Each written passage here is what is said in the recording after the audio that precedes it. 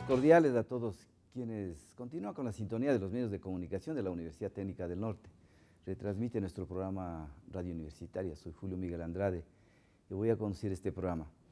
Esta mañana nos acompaña el doctor Richard Carrillo. Él es gastroenterólogo, médico gastroenterólogo con especialidad en la Universidad de Buenos Aires. Y vamos a hablar un tema que es frecuente, común y que el especialista tiene que darnos las pautas de si cambiar el estilo de vida, cambiar a medicamentos o cómo solucionar este tema de la gastritis. Doctor Carrillo, qué gusto tenerle acá. Buenos días. Muchas gracias por la invitación también. Y siempre lo importante a través de estos medios masivos, dar a conocer a todas las personas el conocimiento que nosotros impartimos, obviamente, y cómo ayudar a solucionar los problemas de salud, principalmente en nuestras especialidades. Mire, doctor, nosotros tenemos aquí el estómago. Ya, el estómago, esta funda que tiene gran capacidad de receptar alimentos, pero también este estómago tiene glándulas que producen ácido clorhídrico, que en cualquier parte del cuerpo puede quemar, es cáustico, ácido clorhídrico y pepsinógeno, ¿no es cierto? ¿A qué obedece que unos producen más ácido clorhídrico, otros menos ácido clorhídrico? ¿A quién le quema el estómago, le arde y a quién no? Así es. Bueno, partiendo de ese hecho, nosotros lo que vamos a proponer es obviamente arrancar con la palabra gastritis. ¿Sí? Si bien la terminología médica, al finalizar una palabra en itis, lo que habla es de un proceso inflamatorio, es una gastritis, entonces vendría a ser una inflamación del estómago. Pero esta inflamación tiene como concepto principal algunos parámetros. La primera, la gastritis puede ser una patología o una enfermedad del estómago, no necesariamente una inflamación. Otra parte que puede comprometer básicamente es que presente un tipo de sintomatología, ¿sí?, sin que genere otro proceso inflamatorio. Y la última sí que involucra a la verdadera gastritis, que quiere decir una inflamación pero histológica del tejido a nivel de la parte gástrica. Ahí sí corresponde hablar obviamente de este tipo de producción, inclusive del jugo gástrico, que se ve confabulado también con la excesiva producción probablemente de pepsinas, de otro tipo de preparados a nivel del estómago. Pero en sí, la mayor cantidad o el exceso de producción de jugo gástrico, del ácido clorhídrico dentro del estómago puede tener una tendencia inclusive genética. Hay pacientes que de por sí tienen hasta 5 veces la probabilidad de secretar más ácido en el estómago. Y he ahí que la medicación que existe en la actualidad lo que va a provocar más bien es eliminar el exceso de producción de ácido a nivel del estómago. ¿Sí? Los inhibidores de bomba de protones, que son medicamentos muy conocidos como el omeprazol, lo que hacen es esto, ¿sí?, inhibir la producción de ácido clorhídrico. Esto quiere decir que personas que tienen mayor producción en sí, en forma genética, o que tienen mayor producción por factores como estrés, por factores como un desorden alimentario en el horario de alimentación y todo este tipo de desórdenes, hacen que estos medicamentos generen menor producción de ácido clorhídrico. ¿Por qué se produce más ácido? ¿Sí? Por ejemplo, nosotros tenemos un ritmo circadiano, un reloj biológico, ¿sí?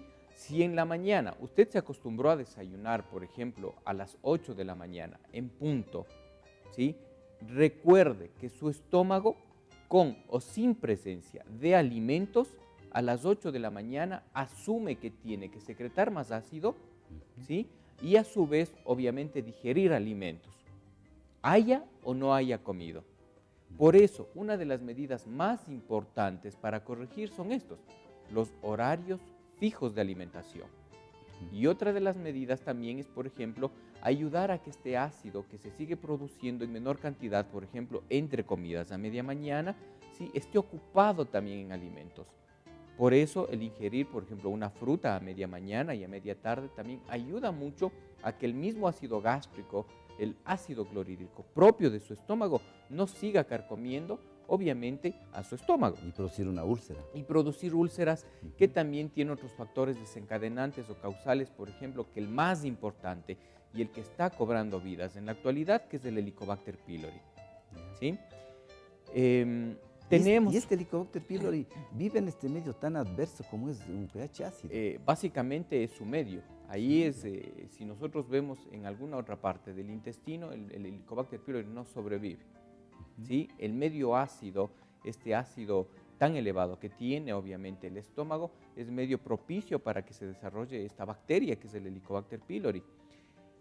Se genera lo que nosotros llamamos una cascada de Correa, ¿sí? Así se denomina. Esta es la escala de Correa famosa, en la cual lo primero que se tiene es una gastritis aguda, ¿sí? A continuación, y todo producto probablemente hasta del Helicobacter pylori. Porque nuestra gente conoce como agruras, vinagrera, y se siento que me queme el estómago. Así ahí puede iniciar. ¿cierto? Es inflamación, ¿no? Exactamente. Entonces, en esta cascada tenemos 5 parámetros casi básicos: gastritis aguda, gastritis crónica, la gastritis crónica atrófica, ¿sí? Tenemos ya una metaplasia intestinal, ¿sí? Que puede generar también a su vez en una displasia y ya llega al cáncer, ¿sí? Entonces nosotros decimos que si ya un paciente tiene una metaplasia o peor todavía una displasia de alto grado, tiene que entrar a una vigilancia muy especial, ¿sí? Endoscopías mucho más seguido, realizar tratamientos para el Helicobacter pylori y obviamente, repito, el seguimiento, que es importante. La sintomatología es crucial porque hay muchos pacientes que dicen: mire, doctor, yo por lo general no tengo tantos síntomas, ¿sí? Pero ahora nosotros decimos, ante el mínimo síntoma hay que investigar. ¿Por qué? Porque el Helicobacter pylori no se comprende aún todavía cómo puede generar desde inclusive una gastritis crónica, saltar de una metaplasia y en cuestión de muy poco tiempo ya generar un cáncer, ¿sí? No es lo habitual, pero ya se está viendo esto, ¿sí? Entonces, cuando un paciente ya tiene una sintomatología, tenemos vinagreras, tenemos la famosa dispepsia, que es llenura, sensación de saciedad, muchos gases, pesadez, sensación de náusea. Y esa sensación, ¿sí? inclusive, porque nosotros tenemos un anillito protector que es el cardio, ¿no es cierto? Entonces, que este es un tema inclusive para otro programa. Este ácido puede retornar, ¿no? Es el reflujo y puede quemar hasta la mucosa, sí. que no tiene mayor protección el esófago. Para nada. Para Entonces, nada. El ácido, tanto el ácido como los jugos biliares, obviamente, al regresarse hacia el esófago, ¿sí? Hacia la parte proximal, sí. Obviamente del tubo digestivo, lo queman, ¿sí? Para que me comprenda la gente. Lo queman y genera una esofagitis que puede generar después obviamente también en una estenosis y todo. Ahora nosotros tenemos que tratar de prevenir llegar a un cáncer. Eso es lo que tenemos la obligación de hacer y lo podemos hacer. Tanto es así que si descubrimos metaplasias o displasias, hasta podemos hacer cirugía endoscópica, ¿sí? Y quitar ese tejido antes de llegar a una situación mucho más compleja, ¿no? Doctor, vamos a hacer una pequeña pausa porque nos llegan preguntas. Dice: doctor, buenos días, ¿la gastritis está relacionada con el cáncer de colon? Ya. Bueno, ahora empezamos a ver nosotros otra situación mucho más especial también, ¿sí? Pacientes que tienen problemas gástricos, pero que a su vez también tienen problemas a nivel de la parte colónica, diarreas o estreñimiento.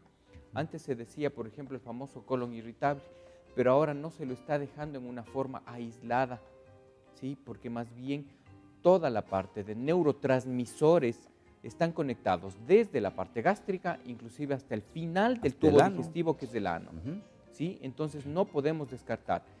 Pacientes que tienen problemas de diarrea o de estreñimiento, nos vemos obligados inclusive a tener que hacer una endoscopía. Y uno dice, pero ¿cuál es la lógica? Y es esto, o sea, los neurotransmisores, la funcionalidad, el daño que se genera desde la parte alta digestiva puede generar también malas informaciones al resto del intestino y generar o diarreas o estreñimiento. Pero son con, digamos, métodos diagnósticos específicos que tenemos que realizar para poder confabular o decir, sí, este problema de su estómago sí tiene que ver con su colon o más bien es aislado, ¿no? Pero ya no podemos descartar. Hay muchas relaciones. Relación, entonces en ese caso ahí está la medicina preventiva, donde el gastroenterólogo como usted pues, le hace una endoscopia alta o le puede hacer una endoscopia baja, ¿no es cierto? O colonoscopia. Sí. Porque legalmente para prevenir este índice de cáncer de estómago que es cada vez más alto y cáncer de colon que igual está muy alto, por lo menos una medida preventiva cada año, sí, que sea la endoscopia y la colonoscopia. Pero recuerde, doctor, que hay esa resistencia a la endoscopia, mucho más a la colonoscopia. Pero sin embargo, yo siempre he visto pacientes que esquivan estos exámenes y dicen, no, yo me voy a hacer un examen de sangre para ver si tengo Helicobacter pylori o no tengo Helicobacter pylori. Se escudan con eso y para no hacerse endoscopia. Así es. Bueno, eso nosotros, por ejemplo, el examen de sangre lo utilizamos una vez que ya hemos realizado una endoscopia. ¿Por qué? Y esto hay que comprenderlo muy bien. Cuando nosotros vemos un paciente de cierta edad, pongamos unos 45 años, y dice, sí, doctor, ¿sabe qué? Vienen a su consulta ya, tengo un examen positivo para Helicobacter pylori en sangre. Por favor, deme tratamiento. No, cuidado, tenemos que hacer una endoscopia, porque nosotros decimos, el Helicobacter pylori es uno de los principales causantes de cáncer gástrico. Así es. Si yo le doy un tratamiento para Helicobacter pylori sin ver el estómago, nada, pero nada en absoluto me garantiza que adentro esté o no ya un cáncer. ¿Sí? Entonces, lo primero que tenemos que asegurarnos es que dentro de su estómago no haya un cáncer y ahí sí proceder obviamente con el tratamiento de Helicobacter pylori. Imagínese, tiene Helicobacter pylori, se le da tratamiento por A o B circunstancia, mejora la sintomatología por un tiempo y después el paciente sigue deteriorándose. Y ahí sí hacemos ya una endoscopía, pero lamentablemente ya no hay nada que hacer, es un cáncer avanzado. Terrible. Doctor, tenemos una pregunta, doctor, buenos días. La gastritis es una inflamación de la mucosa gástrica. Muy bien. Cuando el paciente empieza a sentir molestias en el estómago, ¿cuál debe ser el tratamiento inmediato que se debe dar? Muchas gracias. Bueno, hay varias cosas que podemos tomar en cuenta. Si es un paciente, por ejemplo, joven, sin mayores antecedentes, obviamente, familiares de problemas gástricos y mucho menos, por ejemplo, de problemas a nivel de cáncer gástrico, enfermedades como pólipos, úlceras o una enfermedad acidopéptica también que haya sido conocida de toda su familia, se puede hacer un tratamiento y a la vez que este va a servir como un tipo diagnóstico. Se da medicación que ayude a mejorar su gastritis, ¿sí? Periodos aproximadamente de 2-3 semanas, que el paciente mejoró, es suficiente. Pero si nosotros damos el tratamiento, al suspender el tratamiento, el paciente continúa con problemas, es mandatorio hacer una endoscopía. ¿Sí? Y en cambio, en pacientes que ya tienen sintomatología, que no es la primera vez, que se han automedicado, que es por lo general la regularidad actualmente, ¿sí? Directo hay que hacer una endoscopía, ¿sí? Para poder tomar biopsias. Que, ojo, los hallazgos endoscópicos, macroscópicos que nosotros podemos ver, en la actualidad se coincide que ninguno está, obviamente, lo que yo veo con el endoscopio, salvo que sea un cáncer ya muy avanzado, ninguno está en relación con los hallazgos histológicos. O sea, la biopsia gástrica es siempre importante también tomarla de algunos sectores del estómago, ¿no? Sí. Entonces, doctor, en este tema de la gastritis, ¿puede haber gastritis con Helicobacter y sin Helicobacter? Puede haber. Hay problemas, como le digo, de gastritis que aquí en nuestro país, pero son casi la excepción que no hay Helicobacter pylori.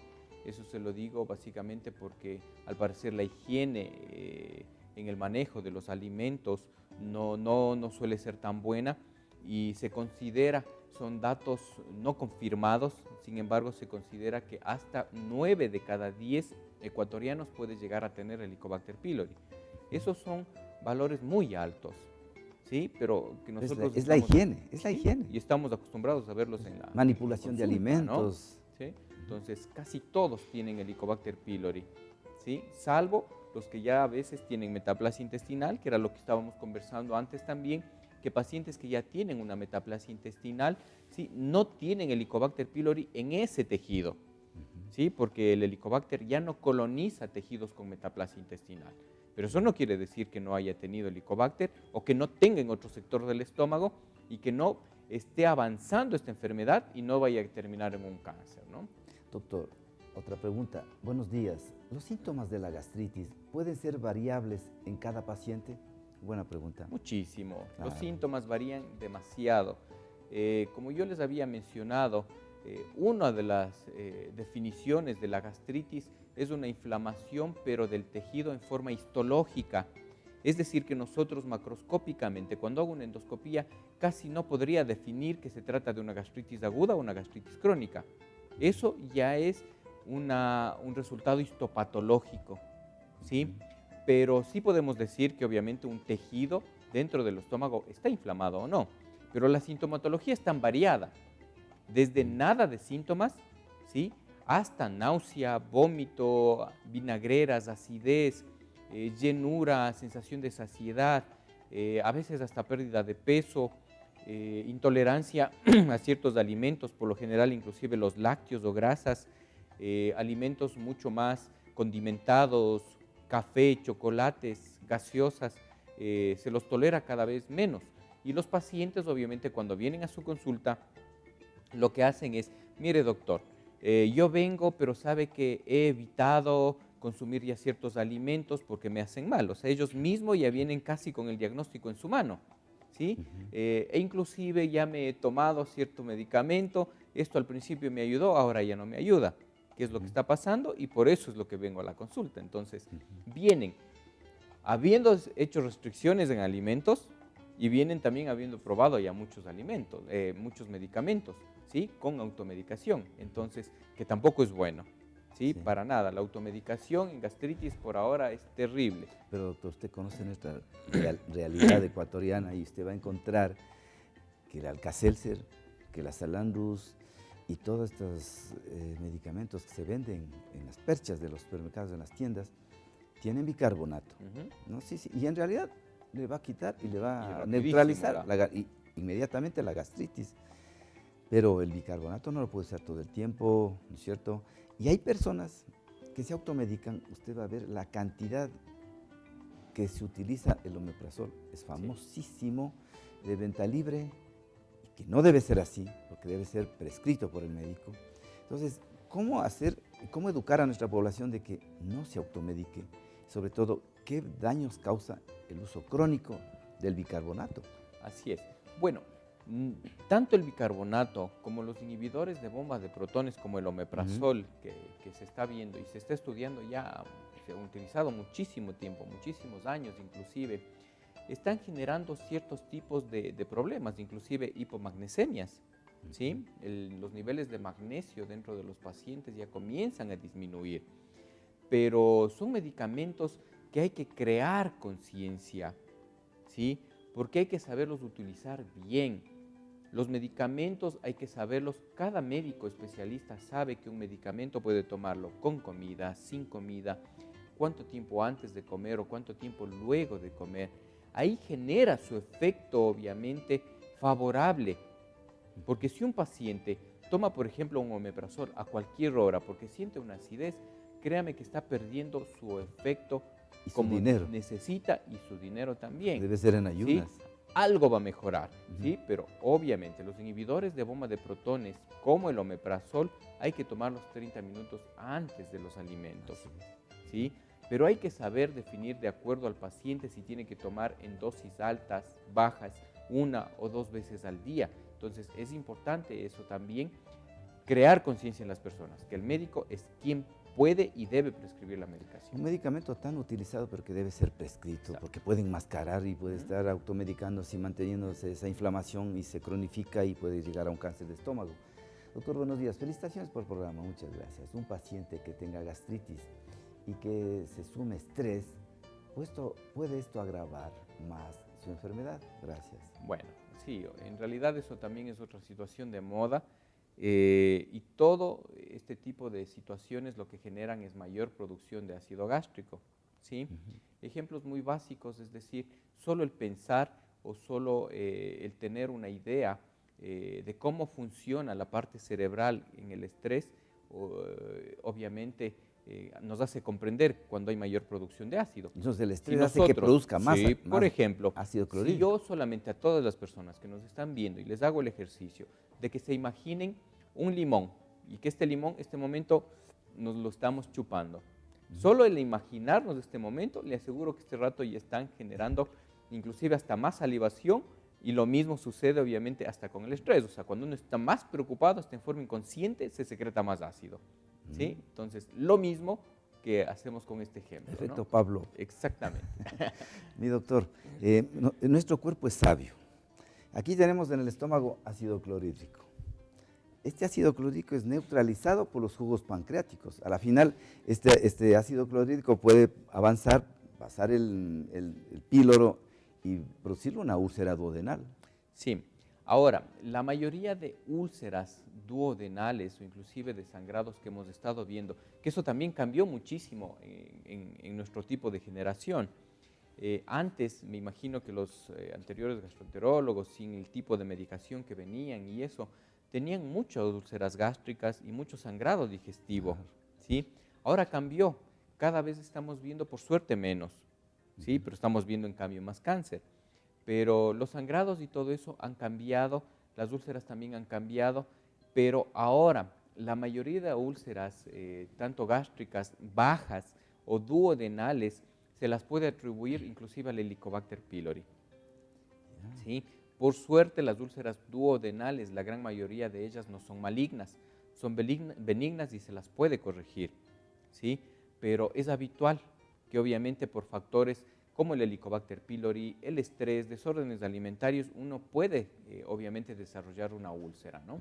Doctor, tenemos la última pregunta porque estamos en los minutos finales. Doctor, buenos días. Tengo un colon irritable hace mucho tiempo y siempre estoy estreñida, defecando sangre. ¿Qué es lo que tengo? Muchas gracias. Perfecto. Mire, acaban de dar un signo de alerta, pero que nos está a nosotros poniendo los ojos más abiertos. El sangrado rectal, que probablemente ese puede ser otro tema de conversación, Sí. pero todo paciente, ahora, tenga o no tenga hemorroides, lo que sea, tenga o no tenga hemorroides, óigase bien, si tiene sangrado rectal, tiene que hacerse una colonoscopía, porque puede tener un cáncer de colon. Lo más pronto. Sí. Y la otra, el colon irritable. Lo que tiene que hacerse la pregunta en casa es, ¿cuándo tengo o no un colon irritable? Si es que hay dolor previo a realizar la deposición. Si esto sucede, es colon irritable, si no, no lo es. Ah, dolor antes de la deposición. Exactamente. Si hay dolor previo a realizar la deposición, podemos inclusive con el resto de síntomas, ¿sí?, encasillarlo en un colon irritable. Pero si tiene cualquier otro síntoma, desde sangrado, llenura, pesadez y todo, pero no hay dolor previo a la deposición, que puede ser o estreñimiento o diarrea, ¿sí?, no es colon irritable. Puede ser cualquier otra cosa que tenemos que investigarla, menos colon irritable. ¿Sí? Este es un síntoma, ¿sí?, pero patognomónico de colon irritable. Dolor previo a la defecación y obviamente la suma de otros síntomas también, ¿no? Doctor, ¿está de acuerdo usted con el screening de sangre oculta en heces? Muchísimo, ¿sí? Hay Pero que como hacerlo. screening, ¿sí? Como screening, pero no como un examen que pueda predecir un cáncer de colon. No, si uno tiene sangre oculta positivo, ¿sí?, tenemos obligatoriamente que realizar una colonoscopía. Hay hemorroides, no hay hemorroides, se haya descubierto alguna cosa más abajo, lo que quiera, pero si hay sangre oculta positiva en heces, hay que hacer colonoscopía. Es la regla. Doctor, la última pregunta, porque tenemos muchísimas. Doctor, buenos días. Tengo gastritis hace 15 años y me dicen que también tengo hernia yatal. Quiero saber qué será. Hernia yatal. La hernia yatal. Bueno, eso es una situación un poco más compleja, ¿sí? Para explicarles un poquito, si nosotros tenemos acá el estómago, ¿sí?, aquí tenemos el diafragma, que es por donde pasa obviamente vamos a ver si retiramos de corazón. Exacto. ¿Sí? Aquí tenemos el esófago, ¿sí?, que se continúa con el estómago. Este es el diafragma, que obviamente acá tenemos nosotros una válvula y un orificio por donde pasa esto. La hernia yatal quiere decir que el estómago está comenzando a subirse hacia el tórax. A subirse al tórax. ¿Sí? Se sube. Esa es la hernia yatal. Pero si una hernia yatal es igual o inferior a 2 centímetros, probablemente todavía sea susceptible de tratamiento clínico. Si una hernia yatal tiene un orificio muy amplio y es mayor de 2 centímetros, el tratamiento que estamos realizando es quirúrgico laparoscópico. Y lo hace por laparoscopía. ¿Sí? Por laparoscopía. Sin necesidad de abrir el abdomen. Exactamente, ¿sí? pero hay que estar seguros. Y si algún paciente viene donde me dice, tengo hernia y tal, bueno, le aseguro que primero le hago yo nuevamente una endoscopia. Doctor Richard Carrillo, yo quiero agradecerle, el tiempo es oro y se nos terminó el tiempo, pero vamos a continuar con el doctor, contamos con esa gran voluntad que él tiene y de servicio a la colectividad para tratar otros temas como reflujos, colon irritable, muchas cosas. A ustedes muchas gracias, doctor Carrillo. Muchas gracias. Nos encontramos en la clínica, Nova Clínica. Sí, la Nova Clínica Moderna y también el Instituto Médico de Especialidades. Muy bien. El doctor Richard Carrillo, gastroenterólogo. Gracias. Este programa se reprisa a las 10 de la noche. Esperamos el día de mañana con un interesante programa de musicoterapia. Gracias.